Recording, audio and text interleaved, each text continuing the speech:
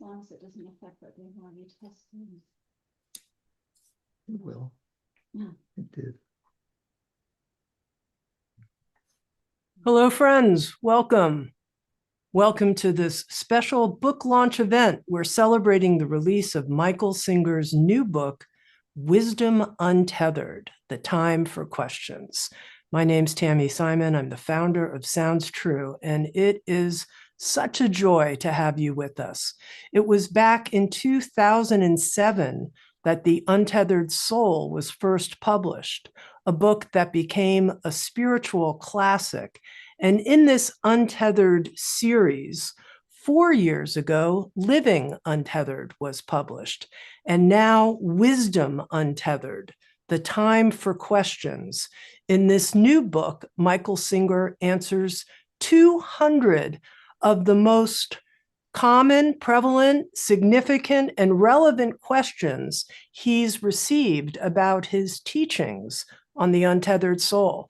We are so fortunate that joining us to support this book launch event, Wisdom Untethered, we have with us Toni and Sage Robbins. These are two of the most generous humans I know.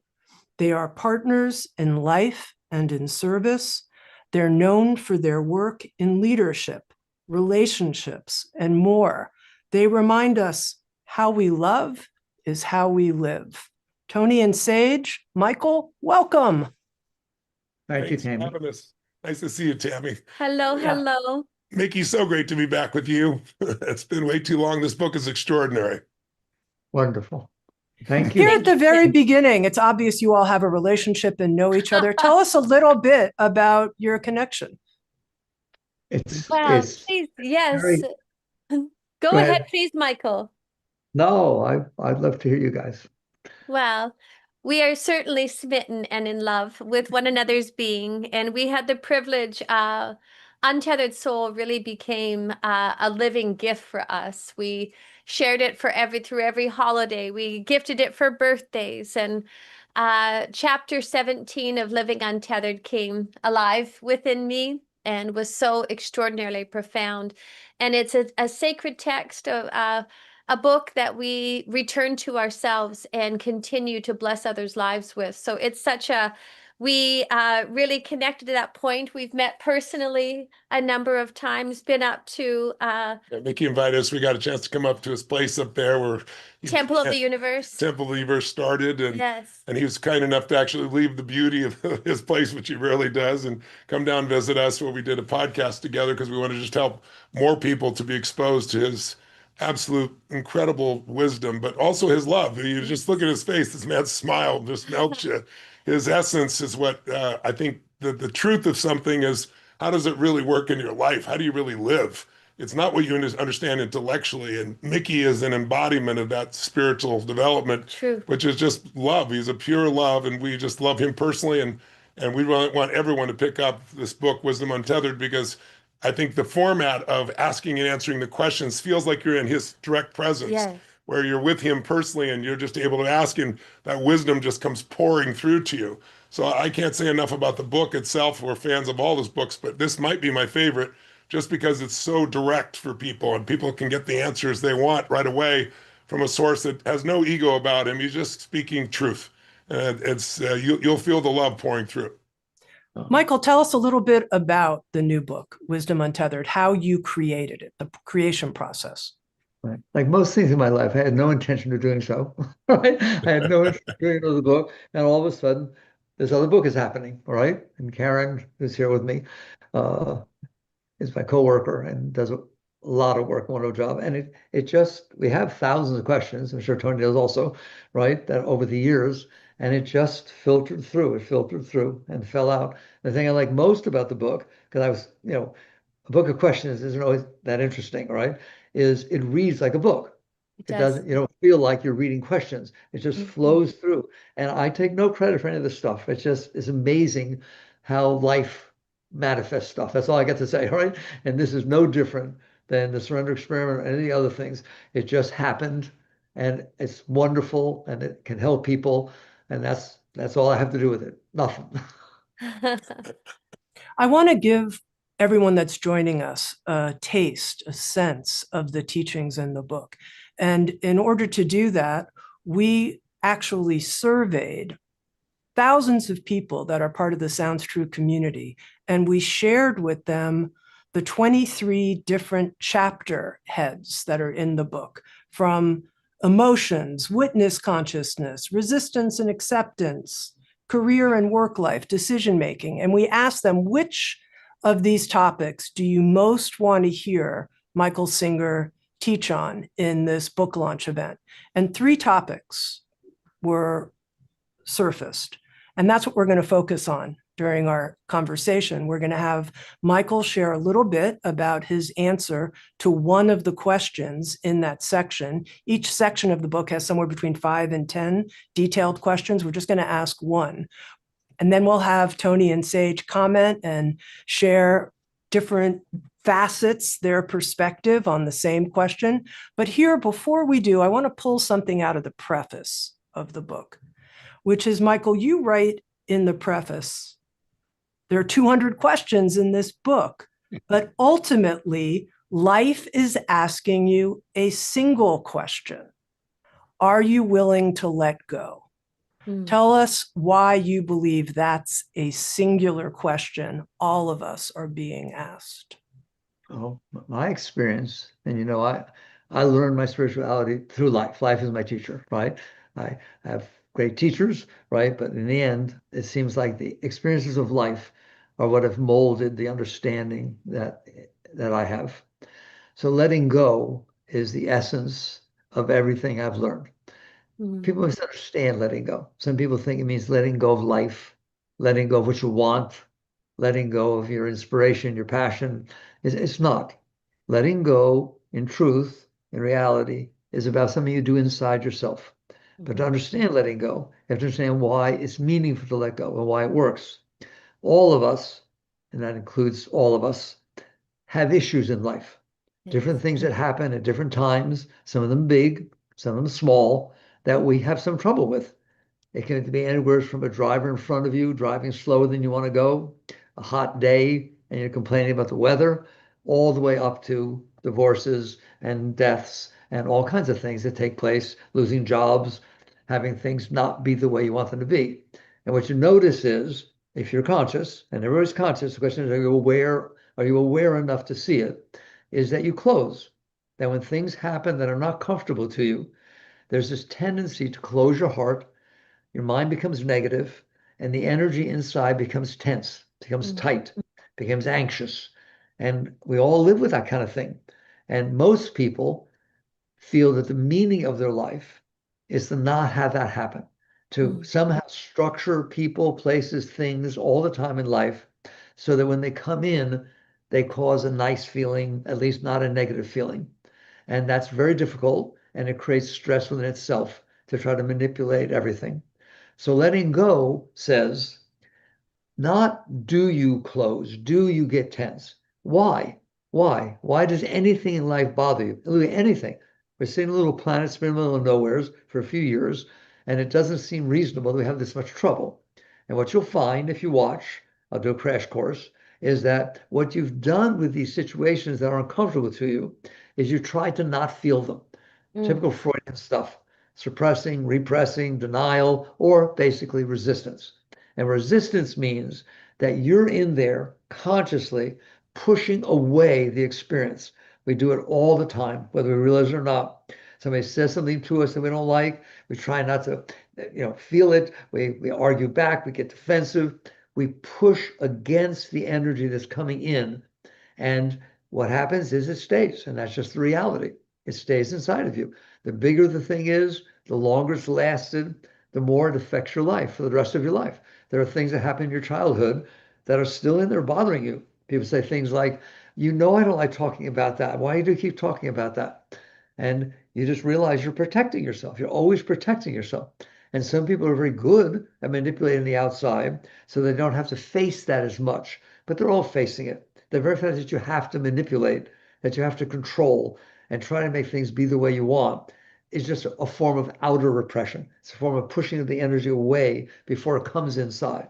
But when it comes inside, you start noticing that what I do with it is I push it away. I don't want to experience it. I have a conversation with somebody, and after it's over, I'm thinking, oh, why did I say that? Maybe I should have said this. Oh my God. Like you just have these issues going on inside where you can't handle the energy that's coming in. Letting go means a very specific thing. It means you remain centered and conscious enough to watch yourself do that. It's not that you don't do it. Can you watch yourself resist what you don't like coming in? Then what do? Once you notice, you say, is this worth resisting? Is it worth complaining because there's a driver in front of me? Believe me, when you talk to the driver in front of you, they don't hear you. You know that, all right? But you still do it. And then you complain when you get to work. Oh my God, they drove so slow. It was terrible. All right. And you start getting conscious enough to say, I'm doing this to myself. I'm resisting an energy with no cost benefit analysis at all. I'm not gaining anything from doing that. Is there a way to not do that? And the answer is yes, there is. And the key word is relaxation. That when it comes in, you will see yourself start to tense. Relax. Let go of your shoulders, let go of your tummy, let go of your buttocks. Just let go, both outside and inside. But it's not comfortable, it's not natural, because you're trying to protect yourself from something that you don't need protection from. So it boils down to you wake up and realize I'm causing myself trouble by getting all tense and upset. So you learn to relax. When you do it with small things, they're fun. That writes me, oh my God, you changed my life. I didn't do anything. I just taught you how to relax inside instead of resisting.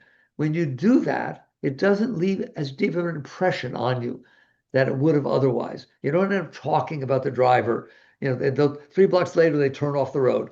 Fine. You let it go. You just let go of the resistance and you start realizing that you have the ability to do this. You have the ability to relax in the face of discomfort.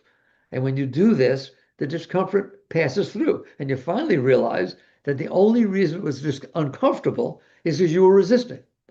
It's like judo, right? If you don't resist, the energy passes through you. If you don't resist these small things, the energy passes through. That's what letting go is.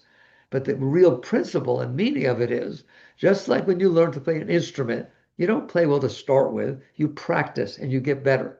Just like when you do athletics, you're not great at that sport to start with, but you practice. Letting go is exactly like that.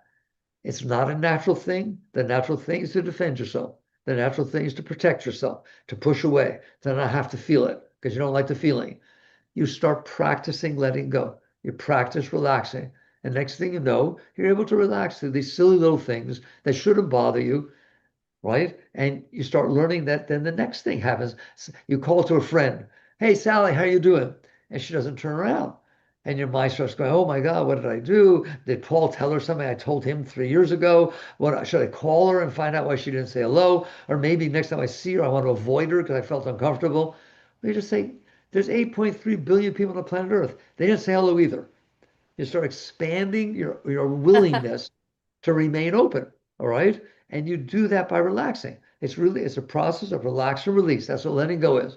And you will find you can do it. Everybody can do it. Nobody's terribly good at it to start with, I guarantee that, because the natural reaction is to protect, all right? But you let go, and you'll find that then, because Sally doesn't say hello, your mind starts to say something. You take one look at it, you say, I don't think so. I don't need to go there.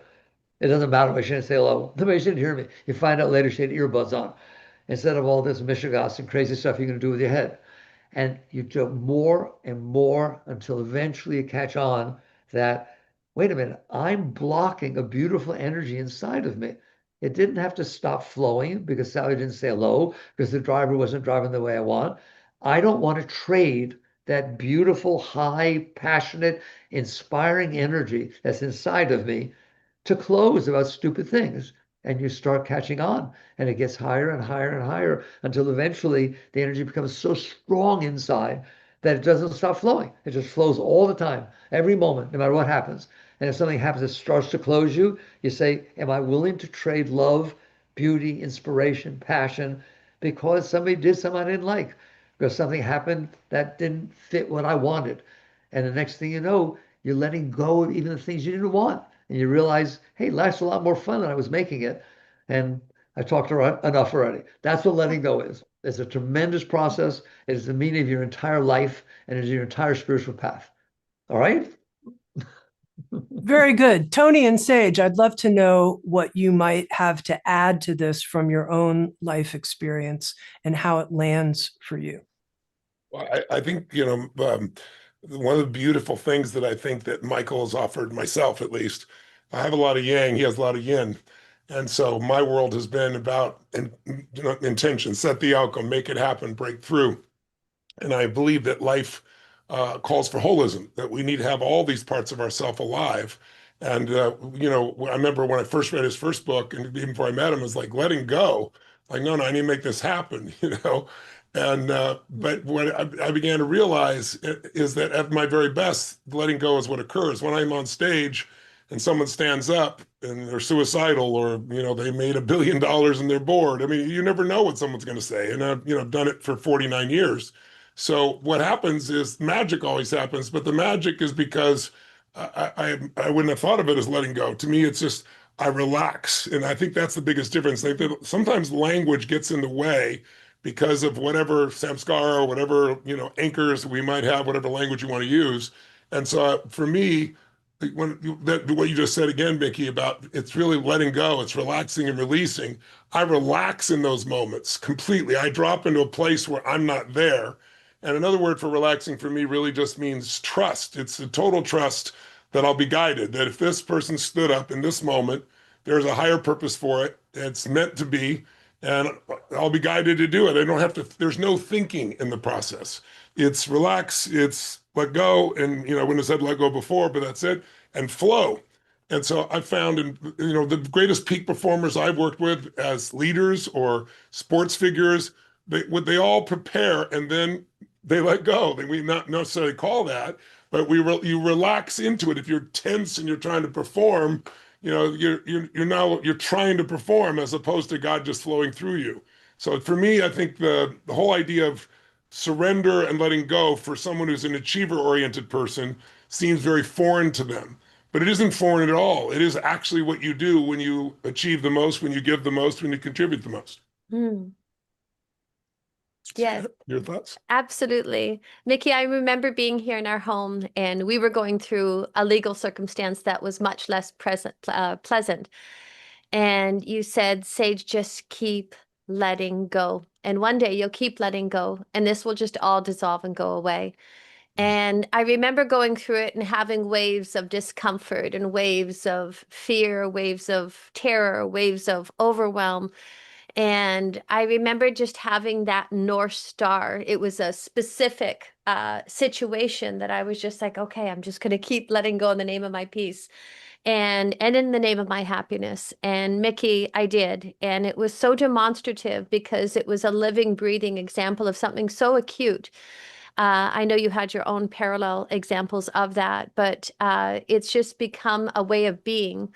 And I also love, Mickey, how at the beginning of this, you talked about how this book was a happening or just, it just happened. And I think that that's what happens as we tune in and we surrender to what is. It's certainly been my experience is that we connect to this intrinsic flow of life, this, divine wisdom and divine intelligence that's guided us all to this moment in time. And it's my experience that as the deeper I let go and just surrender to something more, that life is so beautiful and surprising. And I just love that we all recognize this moment and felt called to be with one another and to learn, more intrinsically kind ways to be. So thank you for that, Mickey. Oh, that's beautiful. Thank you. I feel a little bit like I'm a DJ with the needle drop. So we're going to drop a needle, but in this case, it's into the book. But also as a DJ, we're going to start with the third most voted topic and work our way to the first. So you keep the suspense. The third topic of these 23 different chapters of questions that came under different themes was on intuition and prayer. And we're going to look at two questions from this chapter. The first one is, What is intuition and how can you distinguish it from mental projections? I'm very interested to hear what all three of you have to say about this as highly intuitive humans. Michael, go first. It's a beautiful question, right? And it's funny, Tony mentioned that some people think that we're different, right? That he's a pusher and a fighter and this and that. But ultimately, he's very intuitive. I've seen him, I've watched him work, and that's where all his power comes from. It doesn't come from manipulation and trying and striving. No, it comes from being in tune, all right? But intuition is, how about I do it this way? Not mind. That is, I'll be very zen about it, right? It's not mind. Why? Mind is always talking. Mind has all these ideas, these concepts, these views, these opinions, these preferences, these likes and not likes. It's very, very busy. You know that, right? And sometimes it's hard to stop. When that's going on, it's not intuition. That's mental thinking. That's trying to figure it out with the past experiences you've had. How, based on those, how do I decide how to act, what to do, what to write? People get writer's block, let's say, all right? And because they're trying to think it out. The truth of the matter is, when the mind quiets down, there's a higher energy, a much clearer energy. It actually, I'm not getting into the spirituality of it, but it comes from consciousness itself. It comes from the witness. The fact that you're in there noticing. If you're in there noticing that the mind is being neurotic, you're not neurotic. You're watching a neurotic mind. If you're in there watching a mind that seems to be depressed, you're not depressed. You're noticing a depressed mind. And that's a real freeing thing to understand that you can free yourself. And intuition basically says there's something coming in from a higher plane. I don't want to get mystical. It's just from someone has more knowledge, there's more wisdom. Okay. It just happens naturally if you're out of the way. If you're not out of the way, all you hear is your mind. All you do is get tense, anxious. Did I make the right decision? And so on. Intuition. I told a story once when I was, I had a computer company and we did software and it did very well. It was a decent sized company. And I would sit in design meetings because I wrote the software originally. And I'd have 5 or 6 very, very brilliant programmers, designers sit in the meeting. And I wouldn't sit at the front of the table. I would sit on the couch behind. And they would talk about a topic. And somehow, instantaneously, I would see the answer what they were talking about. But I would not say one word. If it took an hour, 2 hours, they always got to the right. I just know that there is a knowing that is deeper than the mind. It's beyond the mind.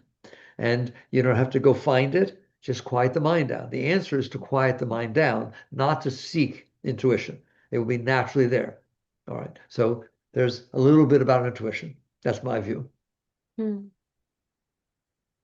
Tony and Sage, and how do you distinguish it from mental projections? Oh, great one. I think that's a great question. I think mental projections, I think, are things you're trying to manufacture in response to your fear or your desire.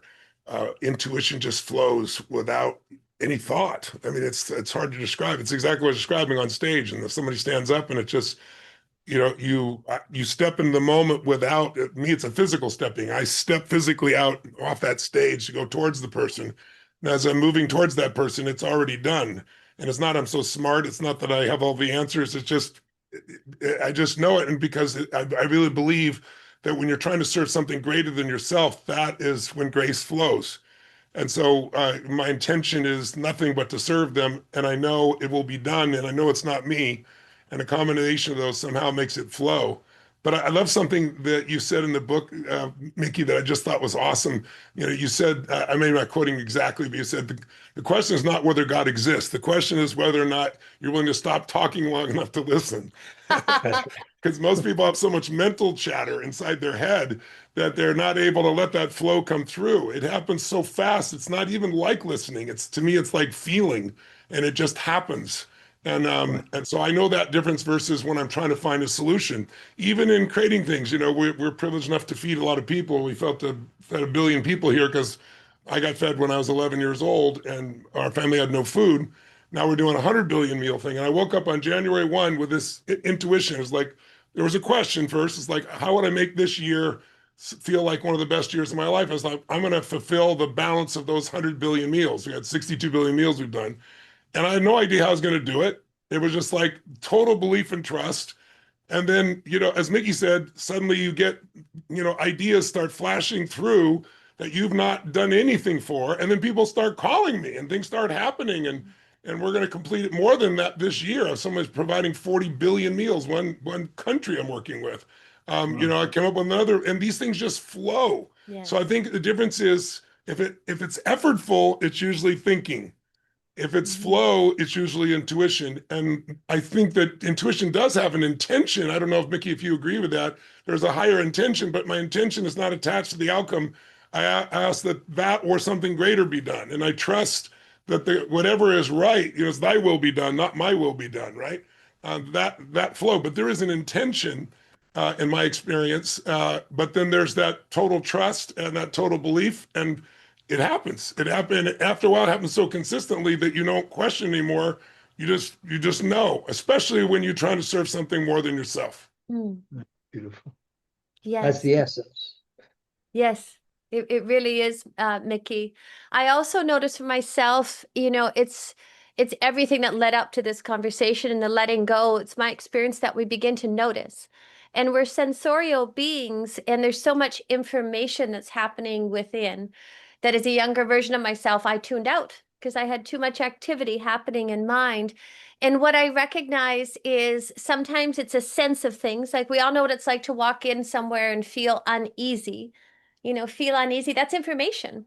Or, to feel like an electrical kind of an impulse of like, gosh, this feels aligned. I feel like it goes up and down. I always tell them I feel God in my tush because that's where I feel like a yes. And it sounds ridiculous. I really do. Because That's not where it shows up for me, just so you know. it could be that Shakti energy, but I think we're sensing and perceiving energetically at all times, and it's a matter of noticing. And my no feels it feels like uneasiness in my gut. And then a yes just feels, I'm not hearing perfection through, I'm not even per se seeing it. It's sensation. And I look at that as information. And then that leads to flow. That leads to flow. And I'm always so humbled by, as we tune into life, as we connect to life, not only externally, but internally, there's just so much information that's so beautiful and makes life kinder and saner. When I think of different stages of my life, when I had a sense of something and I ignored it, that usually always ended up being a painful circumstance. And yet I had a sense ahead of time. I didn't act on it. I wasn't true to that inner sense of knowing. And Mickey, that's one of the most powerful, profound gifts that you've bestowed upon so many of us, because the path of letting go, the outcome of that, or one of the gifts or the abundance of that, the inner abundance, is actually tuning in and noticing this communion of information that's being offered within us and around us. And I really noticed a difference with that at this stage of my life. So thank you, Mickey. Oh, that's beautiful. Thank you. Thank you. In this section on Beyond Mind, Intuition, Prayer, and God, here's a second question from this section of the book. Is prayer effective? And what is the highest form of prayer? And again, I think it's important each time that we start with you, the author of the new book, Wisdom Untethered, in which these 200 questions and answers appear. And just to share, it's going to be shipped, this new book, on March 17th. So this is the time, 16th, March 16th. Don't get the ship date wrong, Tami. This is the time that you can place your pre-orders from wherever you enjoy purchasing books. I see Wherever Tammy's books. got the book. You can hold up a book. Tammy, Yes, you I hold the book can. up? Yes, I likewise. can indeed. Here we go. Wisdom Untethered. These are all marked. Yes, Oh, that's beautiful. You that guys are is so so beautiful. beautiful. Well, let's answer that. All right. So the answer is, of course, prayer is effective, but it goes deeper than that. All right. It's well, first, why is prayer effective? If for no other reason, when you're into science, we have energy. We emanate energy. Everybody knows that, right? Tony's got tons of it, right? And that's why people love to be around him and so on, right? And great saints are the same way, right? You emanate energy. you emanate energy, right? That energy is not limited to your body, your aura, right? It can travel around the world, right? And thoughts can travel around the world. The energy is not limited to a physical space. So prayer can heal. Prayer can do all kinds of things. And it's very beautiful, okay? The question you ask after that is, what is the highest form of prayer? That is the one that interests me, all right? You're going to find out that you have issues. And a lot of times when you feel compassion for somebody else, is you're feeling sorry for yourself. Someday we'll talk about the difference in compassion and sympathy. There's a very, very big Yes. difference. And not everyone understands that, okay? So when you start working on yourself, what does that mean? The stuff we talked about before. You're willing to let go of the blockages that you stored inside that make it so you close, that make it so that your world is limited to yourself. And the more you let go of those blockages, the more you're more universal, you have a more open space. And you start realizing that spiritual growth is phenomenal. Tami talked about it, right? That excuse me, Sage talked about it, that basically you can get so high, it can get so beautiful, and then energy can be shared with everybody that you start realizing that is what I should be praying for. I want to pray, not my will, but thy will. Not I pray that I get what I want. So Yes. neat that Christ taught that. I love that. I use it all the time. All right. Not my will, but thy will. It's phenomenal to live off of. It basically means God knows what he's doing and I don't. It doesn't make any difference.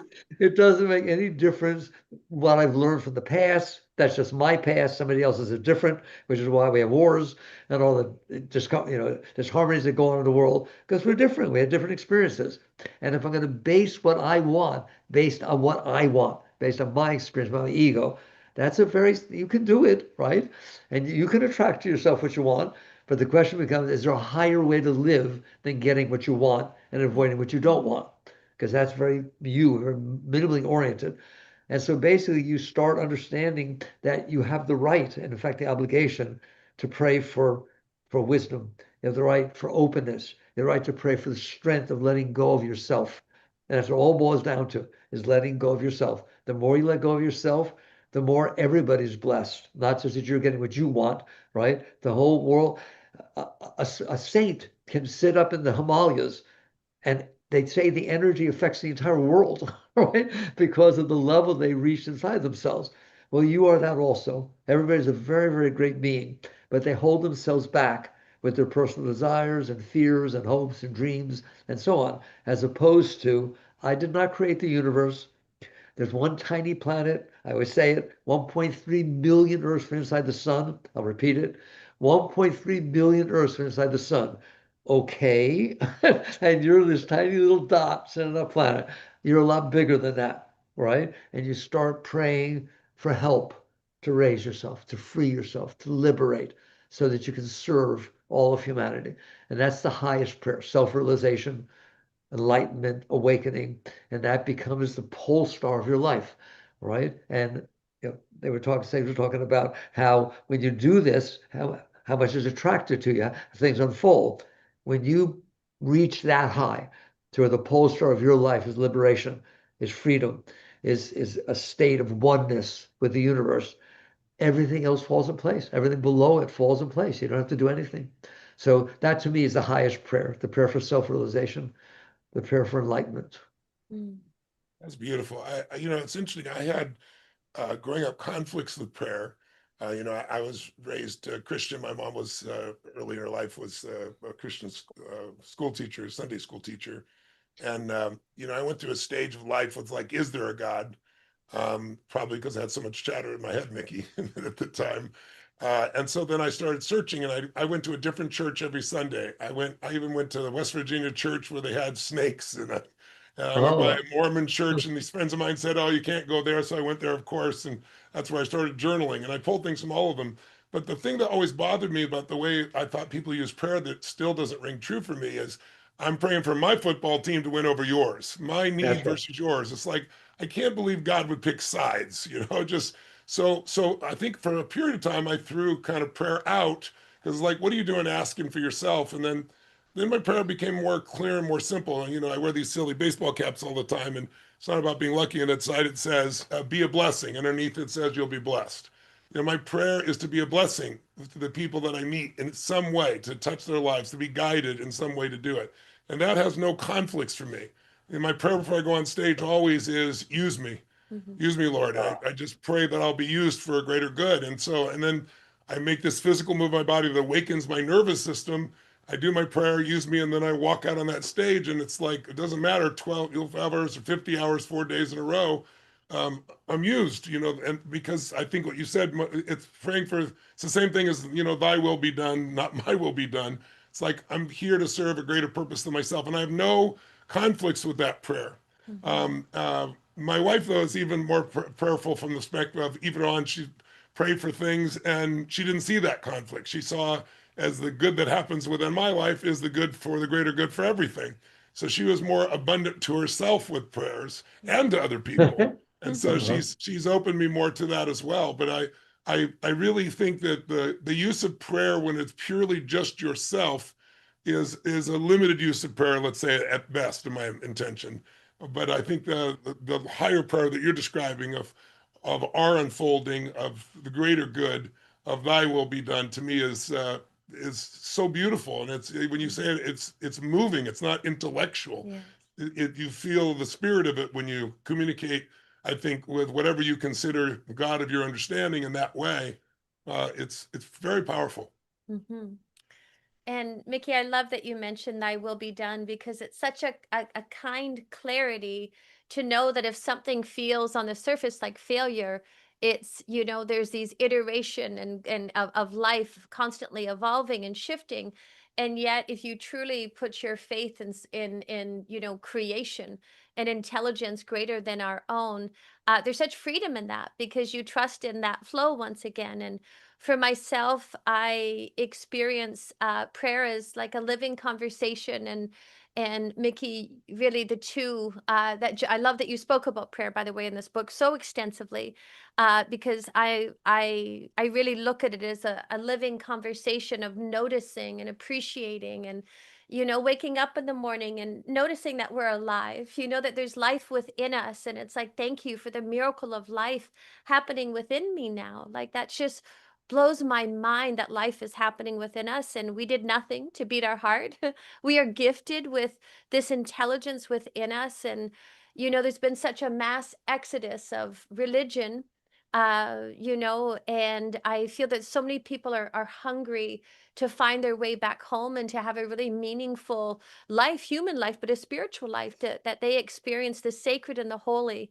And I really feel that this book, Wisdom Untethered, Mickey, is really a way for people to tap into that. And you provide such clarity through the inquiry of prayer. I enjoyed every word of it.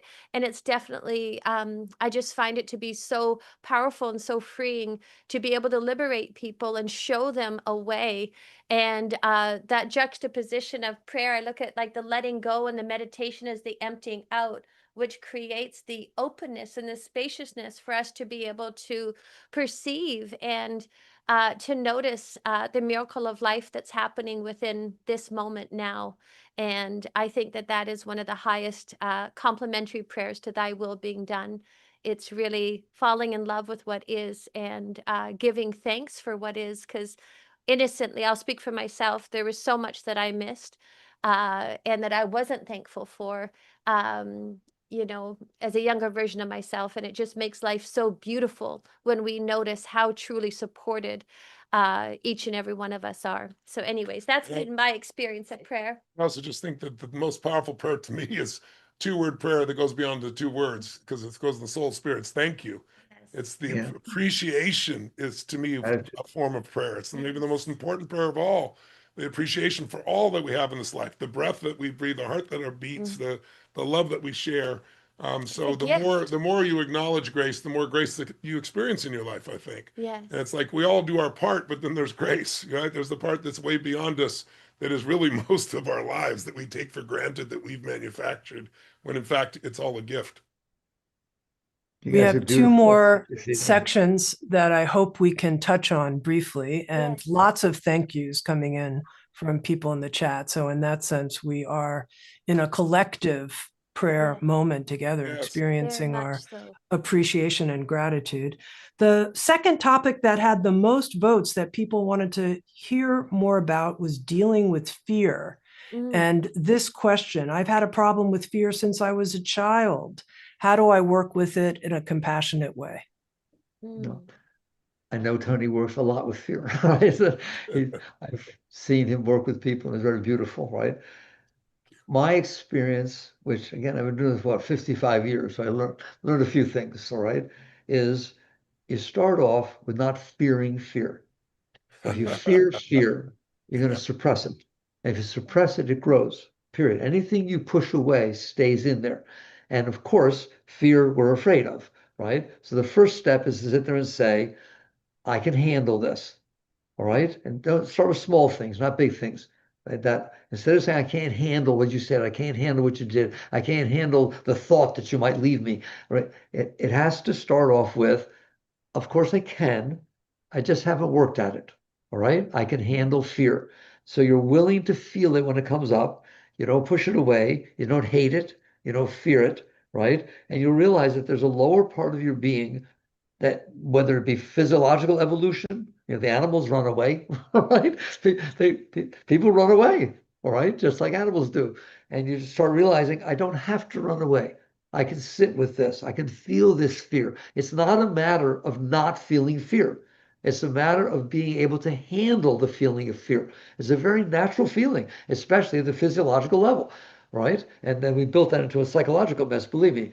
And so you sit there and say, I can handle this. That's the first way you handle fear, is you say, I can handle this. I'm going to learn to handle this. If I can't do it right now, that's fine. If I fall back down, I'll get back up. But you just keep working with the understanding that fear is a natural thing, but you have the ability to work with it and raise it up. And if you do that, it's amazing. It diminishes, right? When you let go of that fear, excuse me, that you were afraid of, all right, it passes through. It makes its way through you, and then there's less fear and less fear and less fear. And so you, in a sense, you reach your hand down to your lower self, to the lowest part of your being. You should not push the lowest part of your being away. People are so busy not judging, etc. Don't judge yourself. Do the best you can at whatever you're doing, and don't be afraid of it going wrong, all right? And so then what you do is you reach down to that lower part of your being, and one of those beautiful things I read, because I used to fight. I used to meditate 6 hours a day. I wanted out, all right? And I learned, reach down there, look at him, right? And first say, come here. I want to help you. I want to help you up, all right? And eventually you get to the point, and I got to that point some years ago, where you apologize to your lower self. You do not like your lower self.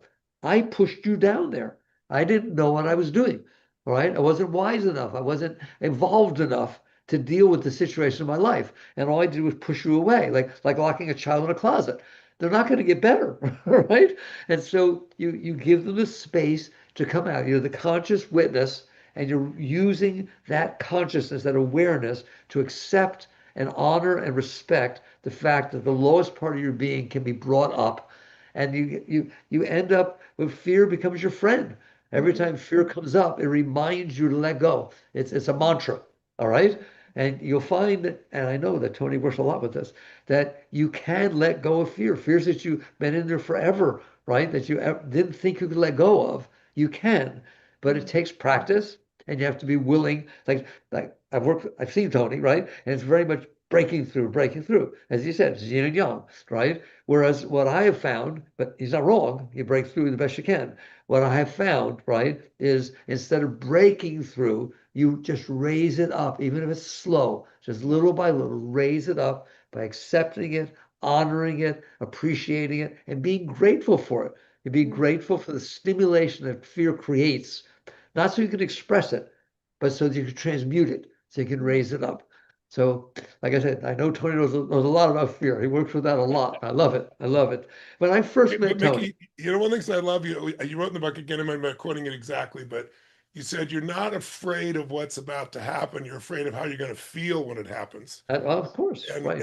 I don't know if I'm quoting exactly, but that's the essence in this book that I wrote. And I just thought that was so beautiful and brilliant.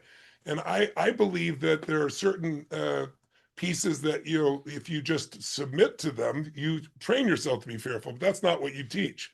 You're That's teaching right. instead a willingness to feel and move through it, right? And That's so right. my only piece is I have a focus on taking some action. But the distinction is, like, for me, is if it's something, and yes, let's do something about it, because if you dive into the fear, it means the same thing. If you dive into the fear, not pull from it, not retract from it, not pull back, but if you dive into it, the fear is usually because you've anticipated something that isn't real. And if you Yeah. start with a belief, a similar belief as you teach in your work, Mickey, which, you know, you're talking about, it's in essence knowing that maybe I've not dealt with this before, but I can handle it. The essence for me is getting people to a place where they identify that who they are or who God is more than anything that could ever happen to me, right? And that life is happening for me, not to Yeah. me. It may look like it's happening to me, but it's a gift. It's part of that hero's journey. It's evolving me.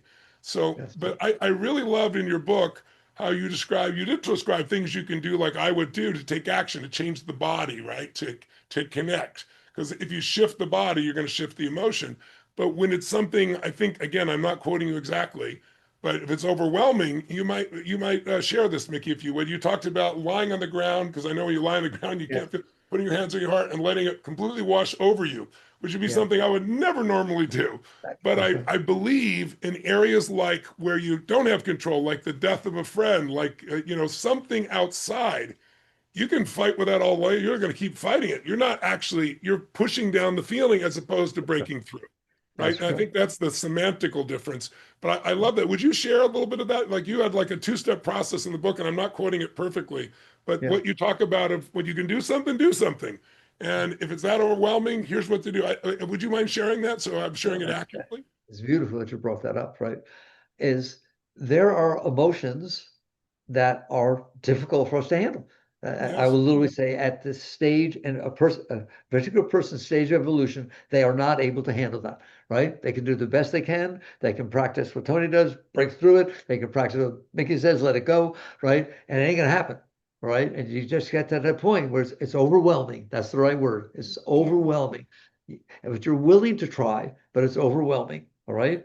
And what I found very early, because I had those, we all do, very early in my path, is I can't rise above it. I'd be pushing it away. That's really, I'm rising above it, but pushing it down. And I learned a Yeah. long time ago, suppression is the lowest thing you could ever do. It'll ruin your life. It'll stay with you forever. You don't want to suppress. So what's my choice? Okay. And I would lay down on the ground with my arms out at the side and melt into the floor and raise my chest up. And I would sit there and say to my mother, all right, is take it. I can't raise above Yes. it. Will you take it here? Here. I don't want it. I don't want it stuck inside of me. I don't want to have to deal with the rest of my life. Come and take it, right?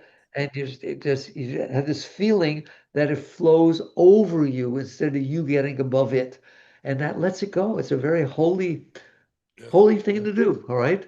And Yes. I don't, I'm sorry that people have to go through situations like that. But like you said, Tony, it's not that life is happening to you, it's for you. Every single thing that happens for you. If I can in a minute, I'm going to quote something that Yogananda, you know, my teacher, guru, right? He would always have people read his writings because, you know, you're trying to teach somebody something, all right? He had this one thing, right, called The Hound of Heaven. That was a poem that somebody wrote. You all look it up because you'll like it. And I'm gonna go real fast. It was about this person who was running away from God, right? But he called it the hound that was chasing him wherever he went. He wouldn't let him have this. That couldn't work. This didn't work. All right. And he kept running away to protect himself. And at the very end of the poem, he says, I'm cornered now. The hound has cornered me. I have no way out. Oh my God. Wait, is it possible that the darkness I was running away from was the shadow of your hand reaching down to pick me up? Oh, Wow. that's beautiful. Yeah. That's awesome. So that's that kind of surrender, right? It's Yes. just realizing it's not up to me. Take me home. You know, Mickey, what's interesting though, too, from a physiological perspective, when you go there, I noticed you talked about rising your chest up as you're asking for that release. And that completely changes your biochemistry. It's the exact thing I teach people when they go to a fire walk, to give an example. Because that's why yoga can be such a valuable thing, physical yoga as well. The body can be very much a gateway to spirit, getting beyond the mind if we use the body. And your releasing is doing that. When I'm asking people to break through, it's like, quote, push through, because you get the other side and you find that fear is an illusion. It's not that you're pushing it down anymore. It doesn't even exist. But there are things. I'll say one for me personally was death. It's like I felt like I could help people to anything, but man, that one, and the reason is because I handle it within myself, right? So that's the one thing and so it's like that's the one I had to learn to surrender to. It's the AA prayer, right? It is. He calls me Dr. Death. It's your favorite chapter. It's your chapter. I know, she told me that, right? Contemplating death. Yes, absolutely. Mickey, I was raised, my father has over 50 some odd years of sobriety, and there was addiction of drugs and heroin and, crack cocaine and different substances in our family, the container of our family. And the prayer of God grant me the serenity to accept the things I cannot change. That's the surrender of the courage to change the things I can, to actually act if we can, to shift, and the wisdom to know the difference. I said that prayer growing up my whole life at AA meetings, and it's such a privilege to be able to actually experience that prayer at this stage of my life. And something that I have found to be quite useful as well, Mickey, is especially in the space of relationship, because sometimes fear can have a mask of intensity because its intention is to protect. And often, Tony always says he stands on stage with 10,000 people, and that's a cakewalk compared to me. So beautiful. But I find to admit, like if I'm just like I'm feeling scared right now, and to put word to that, the awareness of that, then I will just remind myself in the moment that like all is well. And something that you helped me with a number of years ago as well, Mickey, I was going through a really acute time, and I remember sitting outside. I was literally on my knees and I was crying and I was praying, but I was feeling such a wave of terror, if I'm honest. I felt so just decimated in that moment by life. But I remember just sitting there and like dropping the notion that I'm scared or I'm fearful. And I was just tuning into all the sensations. And your work has really helped me to tune into the sensations, because that's really all that fear is.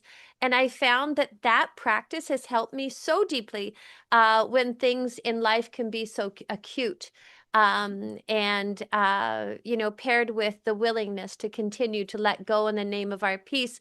Because a lot of times I've also recognized, Mickey, through your work and this practice, is that what mind projects in the future is going to happen. The majority of the time it doesn't. It's a future paced, and we miss this moment. And once again, the power of all the practices that are offered in this book, Wisdom Untethered, are so profound, because it puts the empowerment to be able to free ourselves, to understand, to accept, and to embrace the totality of life is really holism. And I really feel that this book is a living reference, a living text, a manuscript that people will return to again and again and again.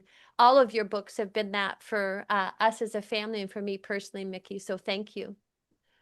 We're here. We're celebrating one thing here, Yes. Tony, the release of Wisdom Untethered. Wisdom Untethered. It's going to be shipping on March 16th. You Yes. can purchase the book wherever you buy your books. Tony, what were you going to say?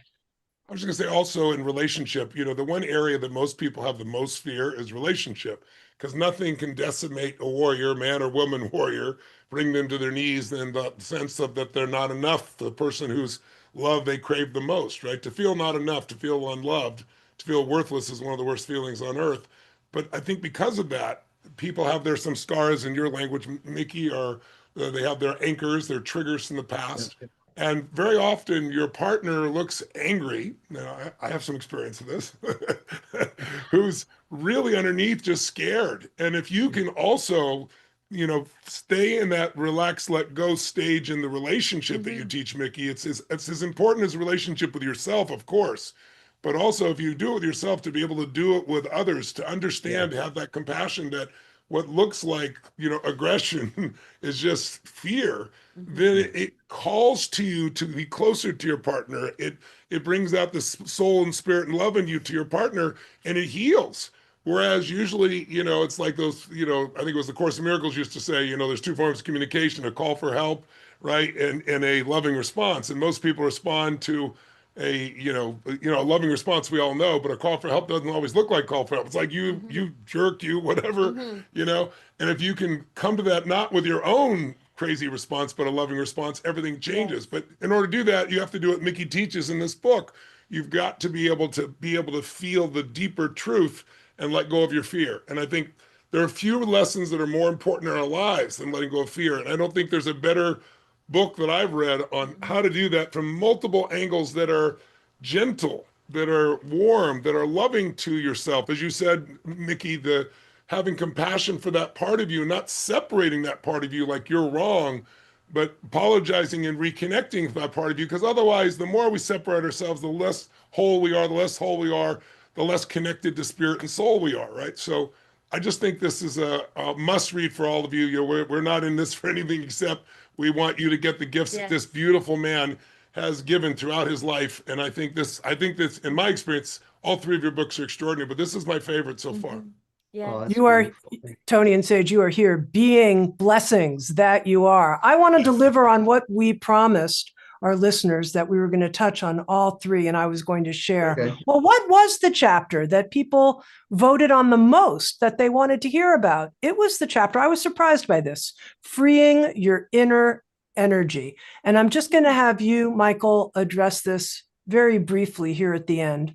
Each chapter, as I mentioned, has 5 to 10 questions in it. And one of the questions that you answer in this chapter, and we'll end on this note, is, how do I respect each moment as unique and special? Oh, that's beautiful. Mm. That's, I would have to say, my favorite question and answer, all right? They all know that I have a scientific part of me. Not that I would study science, but I'm fascinated by the quantum field, fascinated by astronomy, the whole ball game, all right? You stop for a moment, and we don't do it, and I do it all the time, right? And realize the moment you're experiencing, listen to me, no one has ever experienced before, period. Yeah. And they never will, and they never have. It is it's literally a unique moment, right? You're standing in a spot in the universe, an Einstein time-space continuum that no one has ever experienced. How can that not be special? And then you start to understand every moment is special, all right? And you are only experiencing this one. You're missing every other moment. We like to think we're smart. Nobody's smart. That's hilarious. They've missed. I hate to bring this up because nobody wants to hear it, right? At the moment you're experiencing, even as great as you are, Tony, right? Because I love you, I do, right? The moment you're experiencing, how many are you missing that are going on simultaneously everywhere else?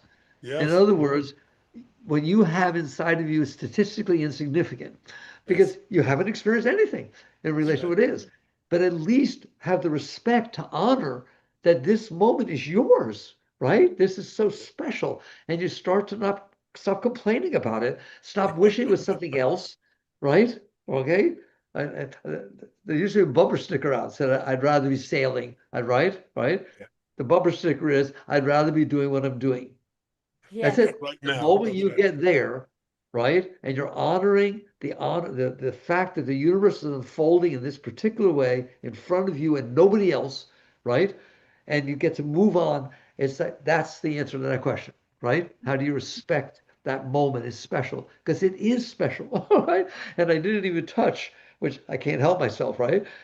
I'm sure Tony, you don't have to be a quantum physicist to understand that they went way past the molecules, they went past the atoms, they went past electrons and protons, and they found out that there's these little wavelets omnipresent throughout the universe, making everything, little wavelets. That means what you're experiencing right now, right, is coming out of that field.